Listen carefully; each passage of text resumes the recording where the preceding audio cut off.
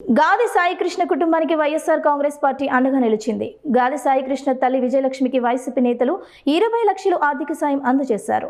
వడ్డేశ్వరంలో ఉన్న తన సోదరుడిని నివాసంలో ఉన్న సాయికృష్ణ తల్లి విజయలక్ష్మిని వైసీపీ నేతలు సోమవారం పరామర్శించారు.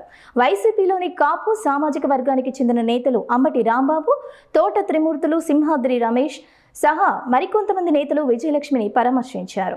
సాయికృష్ణ కుటుంబానికి అండగా ఉంటానని భరోసా ఇచ్చారు. ఈ కార్యక్రమంలో 20 లక్షల విలువైన డీడీని ఆమెకు అందించారు. అధైర్యపడవద్దని, న్యాయం జరిగే వరకు వైసీపీ పార్టీ అండగా ఉంటుందని సాయికృష్ణ తల్లికి ధైర్యం చెప్పారు. మరోవైపు గాది సాయికృష్ణ కుటుంబానికి ఆర్థికంగా అండగా నిలవాలనే ఉద్దేశంతో వైసీపీలోని 40 మంది కాపు నేతలు కలిసి ఒక్కొక్కరు 50,000 చొప్పున 20 లక్షలకు సమకూర్చుకుని ఆ కుటుంబానికి అందించినట్లు మాజీ మంత్రి అంబటి రాంబాబు తెలిపారు.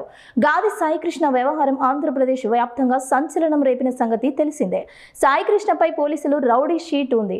ఈ క్రమంలోనే మార్కాపురంలో ఉన్న తన కొడుకును కృష్ణలంక పోలీస్ స్టేషన్ కు తీసుకొచ్చారని, ఆ తర్వాత కొన్ని రోజులకు సాయికృష్ణ కనిపించకుండా పోయారంటూ విజయలక్ష్మి ఆరోపించడం అప్పట్లో సంచలనం రేపింది. దీనిపై ఆమె న్యాయస్థానాలను కూడా ఆశ్రయించారు.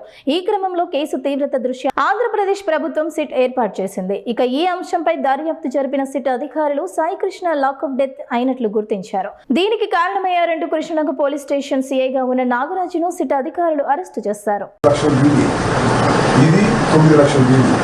మొత్తం కలిసి 20 లక్షలు. మేము అందరూ వచ్చిద్దాం అనుకున్నాం. రాజకీయ చేసి 40 మంది 50 మంది వచ్చి ఎంతో నేను రాజకీయ అందువల్ల నలుగురు